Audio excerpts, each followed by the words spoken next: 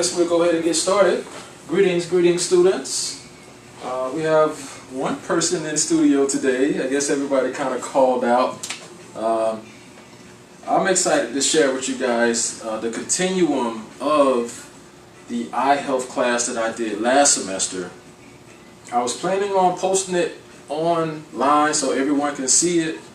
That way you can already have a pretty much good background information on the anatomy and the physiology of everything. The worksheets that you have, if you already have printed them out, this is a package for just basic information about what different organs or what parts of the eyes are actually we're talking about here, so that you won't get confused on the verbiage when I'm talking about vitreous humor, when I'm talking about the iris and all those different components. I think we should all start off first about doing a exercise. I know that a lot of people are going through myopia, which is basically nearsighted. Many of us have already been to the eye doctor and has basically have already, what's that? It was coming towards me. Y'all been to the eye doctor already, and they've already prescribed you a stronger lens that you have to focus through. So your bifocals that they have right there, they probably already made that line invisible, but they're training your brain to actually tunnel into that spectrum, that one little area. Even if you don't have the bifocal on there, it's still training your brain, because the optic nerve is basically connected to the occipital lobe of your brain. So your brain is actually doing all of the signaling and all of the transferring of and communication through the eyes. So what we must be mostly, in the most part of the eyes, is the macula. The macula controls all of the ranges, the spectrums. It has an actual crystalline lens on top of it, and it's there to help filter out different pigments. So there's something called the macular lens, and it's a yellow filter that basically changes how the retina is able to filter out the light. So I think everyone should already know from the last video that we like to use yellow lenses. There's a particular phytochemical that is very important for the macula and the retina. And this is what we're going to start working on first. My in-studio student, if you have this right here, I like to do this exercise with everyone because it trains our eyes to look at up and down. You do this 8 seconds. You look at the 12, look down to the 6, and you continue to look up and down for about 8 seconds.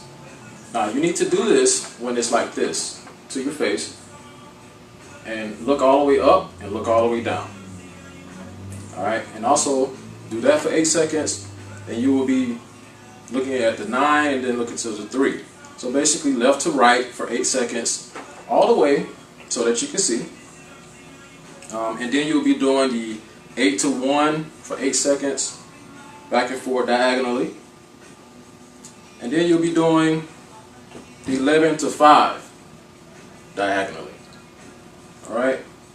So doing this at least 3 to 4 times a day, training your eyes to have a better macula and a better peripheral vision.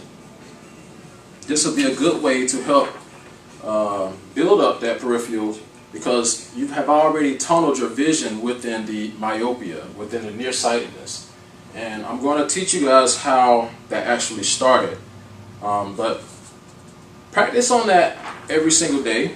That way you can broaden your spectrum. That window needs to be broad. I don't know if anybody was there. Okay. But that's a good exercise to look at. I also said, like most malfunctions in our body, we must start to nourish and exercise our eyes back to optimal health. I want everybody to get familiar with going into the bluer. Okay, I don't have my glasses on today because I know I don't need them. I already explained that in my last video. But going into the bluer actually is an exercise that you can use to focus at different variations, different distances, different focal points. There's another worksheet that you guys have. This looks like this. You have an arm length, and you would try to focus on, without your glasses, the smallest print that's there, all right, at a full arm length. And then at that same very smallest one, I'm looking at number 6, the furthest bottom here, that's around 20/20. That should let you know that you're 20/20 if you can see that at an arm distance.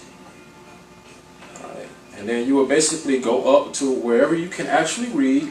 I'm looking at the one furthest to the left. And number 6 will let you know that you're 20/20.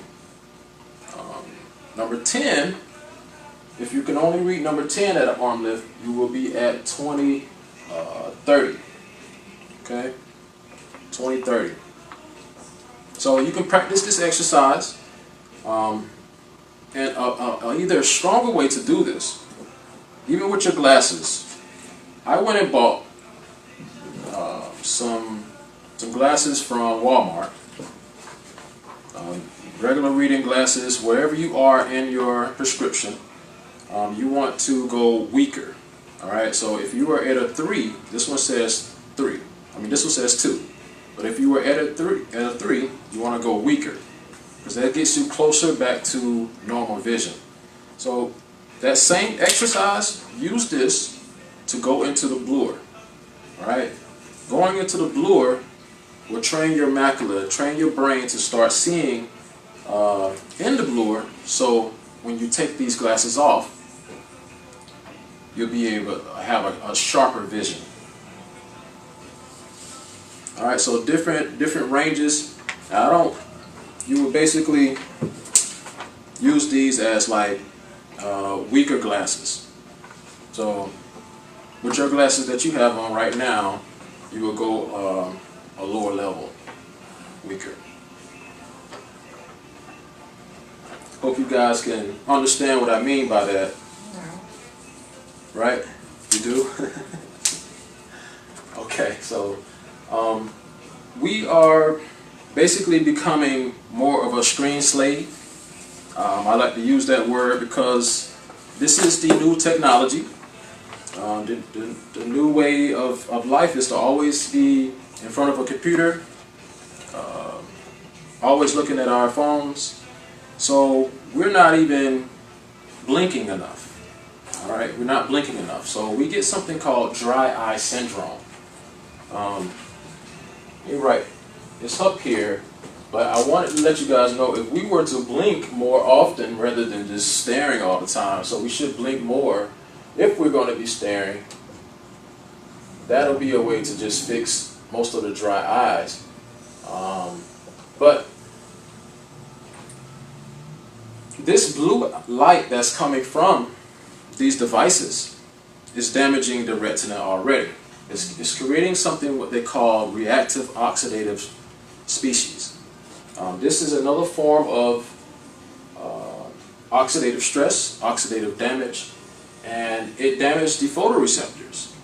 We have certain cones and rods right there in our retina that are only able to differentiate red, blue, and green. So we're trying to put that macular lens on top of there by using it and exercising it. But if we continue to keep doing repetitive movements, the repetitive movements that we're looking at in our screens is only staring at one little thing. We're only probably scrolling up and down on social media, and it's very repetitive. So that damages our processing speed, just different variations of time, how we're not using our lenses in a distance form. We should be taking what they call 20-20-20. Start taking up this concept, guys. After 20 minutes at looking at your screens on your phones, all right, take a break for like 20 seconds, all right? So that's why I say after 20 minutes, take a break for 20 seconds, and then look away from something very distant for about 20 more seconds. All right, that takes your vision back in and out, so you're exercising. You're not putting a strain on your eyes. The 20-20-20 method will help you save a lot of damage from the retina. All right. I already gave some basic information about cataracts and what we use for it. We understand that that's a hardening of the eye, the lens. It has become so oxidized that we use certain things like MSM. All right, so MSM softens up the lens. It's also anti-inflammatory. And that brings me to one of the next common type of eye diseases, is what they call conjunctivitis. Another name for it, as everyone knows, is pink eye. So the pink eye is this little conjunctivi. It's right in this area up in here. It's on both sides, and it becomes inflamed, and it's very it's a bacteria inflammation. Okay, so it makes the entire sclera pink. What that does is it's contagious. It's very contagious. So the only thing that you can do is basically release some of the inflammation. And how we do that is just use the MSM powder. This is one of the main things that I sell in my store, is the MSM sulfur powder. We talked about this being a very anti-inflammatory powder, or sulfur. We know that sulfur binds a lot of different toxins and bacteria and takes it out of the body. There's different sulfation pathways in our liver and different areas, and especially in our eyes. We need this for cataracts. We also need it for glaucoma. I will try to post that video a little later if it'll upload. But for glaucoma and cataracts, we use MSM. And we also use what they call DMSO. Those are just some things that when you get older, now there's something called ocular hypertension. Now, ocular hypertension, when the vitreous humor, this is that gelatinous fluid that's inside of the sclera, in this area right here, this starts to become as like a hemorrhage. It becomes, it makes this hemorrhage, it makes this swelling. There's a swelling in the eye. The vitreous humor can become cracked. It can become cracked because of the hypertension. All right, so the retina is getting blood supply. The optic nerve is getting blood supply, and the macula is getting some blood supply. But these other areas are getting blood supply indirectly, so it's diffusing through the vitreous body. All right, so the pupil doesn't get a blood supply. The iris doesn't get blood supply. All right, but these areas in the back of the eye basically supplies it indirectly. I know it's pretty small here, but I was drawing pretty fast, so you need to know that there are certain nutrients that are for these areas, like the retina and the macula. There's only 2 particular nutrients that it needs. Actually 3. But I want to explain it a little bit different. we're in the school of phytochemistry, guys. All right, so we study phytochemicals. We study what the chemicals are actually doing to the body. Now, there's a lot of carotenoids. We know about carotenoids out there in the plant world. There's over 600 to 700 of them, and we have them available to us. Only, I think we have about 100 of them available. Out of nature, we can have abundance of it, but when we find it in our blood, we only have about 20. So everybody knows about carotene. We know that carotene, if we lack carotene, we'll have a vitamin A deficiency. So I kind of wanted to show that we get about 20 different types of carotenoids in our body. Only 2 of those are very good for our retina and our macula. And those are called zeaxanthin and lutein. Zeaxanthin and lutein. These 2 are the only 2 that are actually in our eyes, are actually in our retina and in our macula. You can find these heavily in the gold or the orange or the yellow fruits and vegetables. One of the great herbs that you can use that is gold and yellow, you can find that in the calendula or the what they call marigold flowers. So that's one of the main things that we need for our eyes. Zeaxanthin is one of the phytochemicals that has like a 40-chain carbon. It's a 40-chain carbon structure that has what they call a cyclic helix with hydroxyl groups on it. So the only way we're able to tell which ones that have carotene or zeaxanthin is based on the oxygen molecule located right here, and it's based on the position that they have it. So there's a double bond carbon right there, and you also have well, basically the carotene looks just like lycopene. We're going to talk about lycopene too, and zeaxanthin looks just like lutein. But that's how they look in nature. This is the chemical structure of it. And basically those are like carbohydrates. If you look at it, there's hydrogen and carbons right here. This is where you can notify. There's another carbon, hydrogen. These are both the same right here. It'll take me a long time to explain how those carbon molecules differentiate, but we probably have to do that on another time. But that's what lutein looks like. Lutein and zeaxanthin looks just like that. These play a great role in filtering out the blue light. So we already said the macula has a yellow lens on it. You're supplying more yellow and more orange. Lutein and zeaxanthin are very good for having those, and they improve the retina health. Now, I just upgraded my formula, the eye support formula. I had to redo this. I know some people have already purchased this, but we're still using the Eyebright, which is a great herb we talked about in last semester. Eyebright can definitely help supply more nutrition to the retina as well because of those colors. Now we can find a lot of these phytochemicals in all of our fruits and vegetables. If you happen to have too much lutein, your eyes will get a little fuzzy. Alright, so it'll let you know that you've overdone it.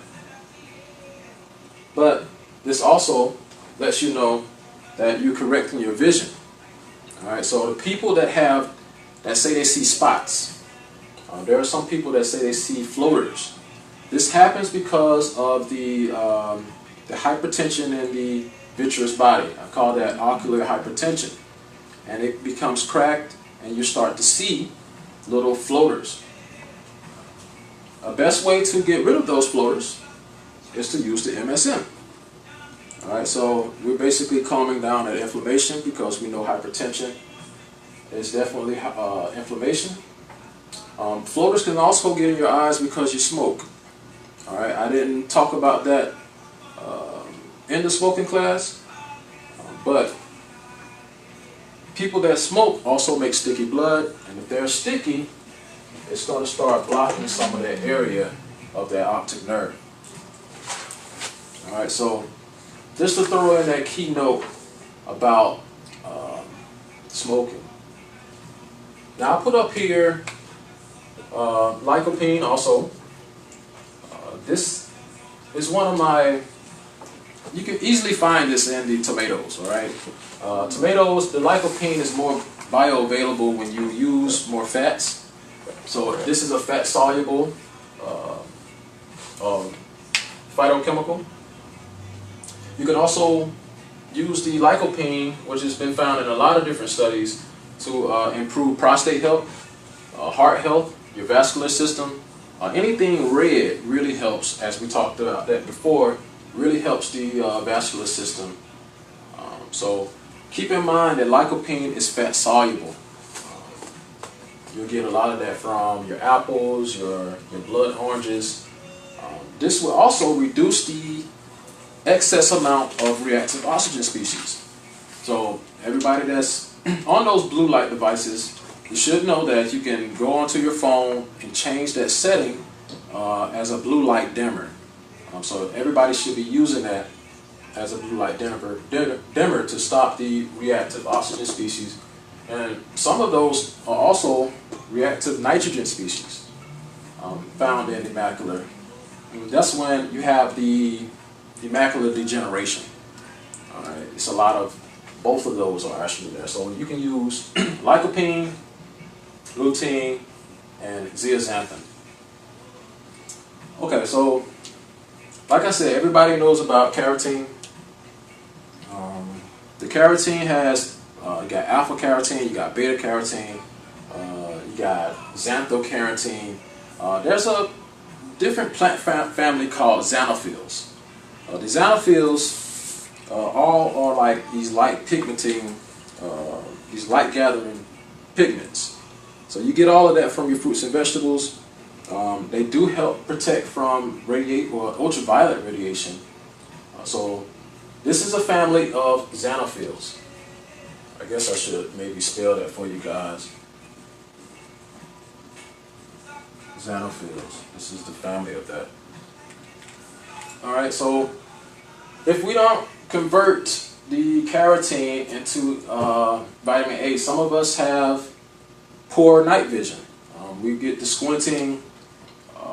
Some of us, when they see those lights passing by at night, you can tell you have a headache from it.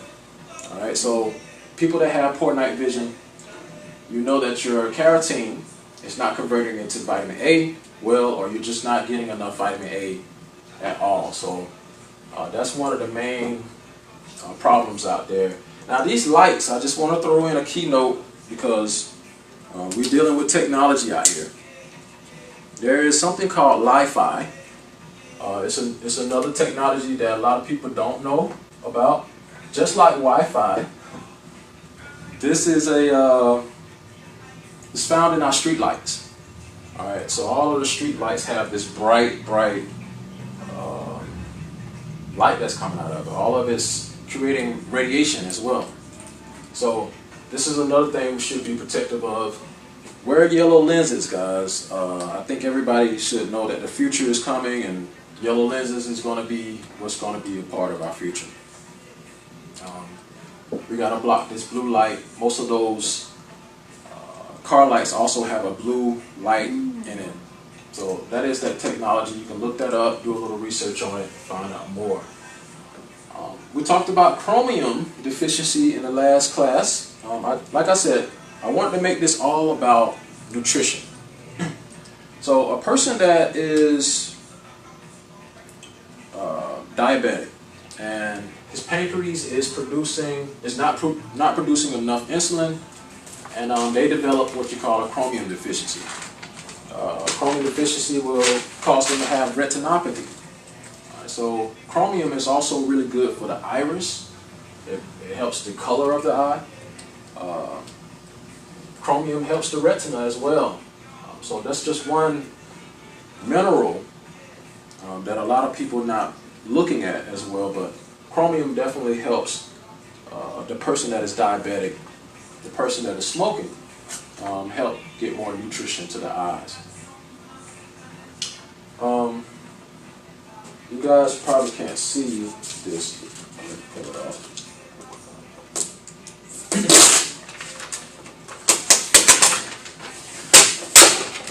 Now everybody can find one of these online. You know, you can find one of these online and stand 5 to 6 feet away. All right.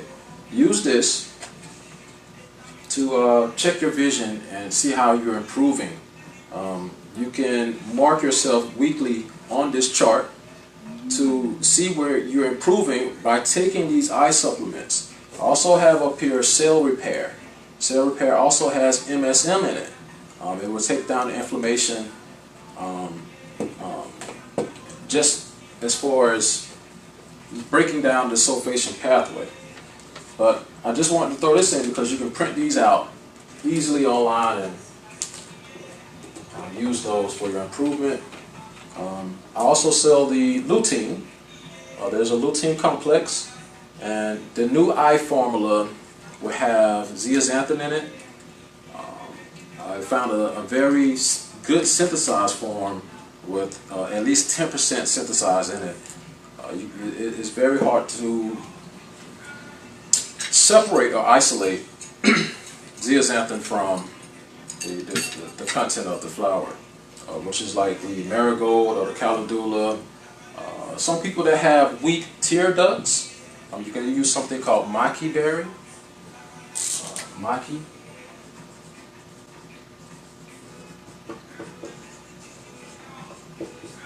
Some people just having severe dry eyes, that berry, you can ingest it and it will definitely improve what they call anthocyanins. It's a very dark berry. A lot of those anthocyanins are very good for the eyes as well. So all of that to say that you have all of these phytochemicals out here to use to help you improve your eyesight. We have the exercises right here. I want to check the screen just to see if there's any questions. In the last class, we made a solution of MSM. You would want to make that solution with the MSM. All right, the MSM takes. It's on your worksheets. You make a tablespoon of MSM powder with 3 ounces of distilled water. Just put 1/4 of a teaspoon of natural sea salt, and that'll preserve it. Use a little bit of aloe vera in there, and that's what you would use in your eyes to actually for the MSM and inflammation. Does it burn? No, it does not burn. You may feel a slight tingle if you don't have it at the 40% ratio, but that slight tingle will go away fast. All right. So we both know, we should know that zeaxanthin and lutein is not made in the body. We can make carotene in the body. All right. So different forms for food, your carrots, you know, from vitamin A. You know that those things are also good for bone density. Like we said, the lycopene is for the prostate. Those are things that we can make in the body. These two we need because there's only 2 of those that's going to the eye. So we need to keep those vessels clear. Wait, I thought you said that those 2 are in our retina and in our macula. Right, they're definitely in our retina and our It's just macula. not going to make no more. Yeah, so we can't make this. We have to get it from an outside source. Okay. I just hope that I was able to answer most of you guys' questions and find the correct nutrition for the eyes. Like I said, I will be posting the previous class so that you will see how to make the MSM formula. You also have it here as a recipe. And you also have the worksheets to do your eye exercises. So try that tonight. Do it for a week. Print out one of these and see your improvement. I want to see how you guys doing. Let me know your results. So I want to thank you guys. I'll see you guys next week. Blessings. Okay.